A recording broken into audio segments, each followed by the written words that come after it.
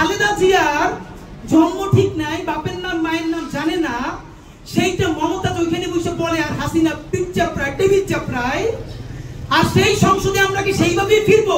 এই এশিয়ার সব থেকে এক্সপেন্সিভ পার্লামেন্ট কিন্তু বাংলাদেশের সংসদ। ভারত এবং এমন এমন অপর অপর সকল সংসদেও প্রতি মিনিটে এত টাকা খরচ হয় না, মেইনটেনেন্স কস্ট এত।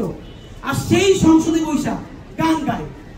খালেদা জিয়ার জন্ম ঠিক নাই, বাপের নাম মায়ের নাম জানে না, সেইটা মমতাজ ওইখানে বসে বলে, আর হাসিনা পিঠ চাপড়ায়, টিভি চাপড়ায়। আর সেই সংসদে আমরা কি সেইভাবেই ফিরবো? বিএনপি ভাইরা কি করে, কি বলে কি? আজকে যাদের তুমুল আন্দোলন করে কথা যেমন রাষ্ট্র সংস্কার করতে হবে, এই মমতাজদের মতো নরতমার কীট যেন আর কোনোদিন সংসদের আশেপাশেও যেতে না পারে। আপনি সেই সংস্কার না করে কাদেরকে নিবেন? আবার সেই 8 পাস মাস্টারটা যে ভোট দখল করে 45,000-এর বেশি কেন্দ্র আছে, শহরের কেন্দ্রগুলো পুলিশ পাহারা দিবে। ভাই, প্রত্যেকটা টিভি ক্যামেরা, আপনারা বলেন আপনাদের প্রত্যেকটা টিভি সেন্টারে কয় হাজার ক্যামেরা আছে? 500, 1000, 45,000 কেন্দ্রের বেশি যদি কেন্দ্র থাকে, আপনাদের 45,000 ক্যামেরা আছে, 46,000 ক্যামেরা আছে, সাংবাদিক আছে। শহরে দেখানো যাবে আর্মি পাহারা দিচ্ছে। সেই গ্রামের যে কেন্দ্রটা, যেখানে শহর থেকে যাইতে লাগে 2.5-3 ঘন্টা, সেইখানে কেন্দ্র তো দখল হয়ে যাবে, আর্মি থাকবে না, পুলিশের তো কোনো সাহসই নাই, পুলিশ তো ফাংশনই করে না, সেই সব কেন্দ্র দখল হয়ে যাবে। ভোট দিতে যাবে কে বলেন? কে ভোট দিবে? আমরা কি সেই নির্বাচন দেখতে চাই যে জেডিসিরা রাতের আধারে দিনের ব্যালট ধরে রেখেছে, তারাই তো এখন আবার রিটার্নিং কর্মকর্তা হবে? আপনি বলেন 64 জেলায় কয়জন ডিসি পরিবর্তন হয়েছে?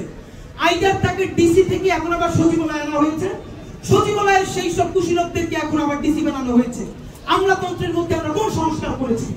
যেই ডিসি, যেই এসপি শত শত কোটি টাকা খেয়ে আমেরিকায় বাড়ি করেছে, কানাডায় করেছে, বেগম পাড়ায় বাড়ি কিনেছে, তারা এখন আবার রিটার্নিং কর্মকর্তা হবে।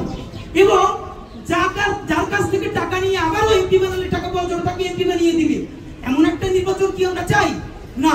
এই ঈদে জামা জুতো অ্যাকসেসরিজের ডিসকাউন্ট। এই বৈঠকে নির্বাচন নিয়ে একটা রোডম্যাপ হলো, খুবই দারুণ।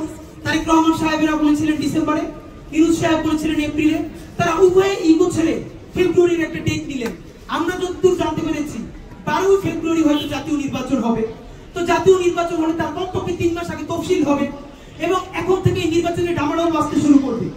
আপনারা মিডিয়ার ভাইরা আজকে যারা এখানে জুলাইয়ের সনদের কথা শুনতে আসছেন, আপনারা 2 মাস পর আসবেন না, কারণ তখন আপনারা সারা দেশে নির্বাচনী ক্যাম্পেইন প্রচারণা শুরু হয়ে যাবে। তো আপনাদের মধ্যে যেই সাংবাদিক জুলাইকে কভার করতে গিয়ে বুলেট বিদ্ধ হয়েছেন, আপনার ক্যামেরা ভেঙে ফেলেছে, আপনি চাকরিচ্যুত হয়েছেন, আপনার সেই রাষ্ট্রের মালিকানা কোথায়? আপনার রাষ্ট্রের মালিকানা কোথায় যাবে? সুতরাং আমাদের একটাই কথা, এখানে যেভাবে নির্বাচনের রোডম্যাপ ঘোষিত হয়েছে আমরা খুবই খুশি, আমরা গণতান্ত্রিক পথে যাচ্ছি, কিন্তু তার সাথে সাথে আমাদের বিচারের রোডম্যাপ কোথায়? আমাদের মৌলিক সংস্কারের রোডম্যাপ কোথায়?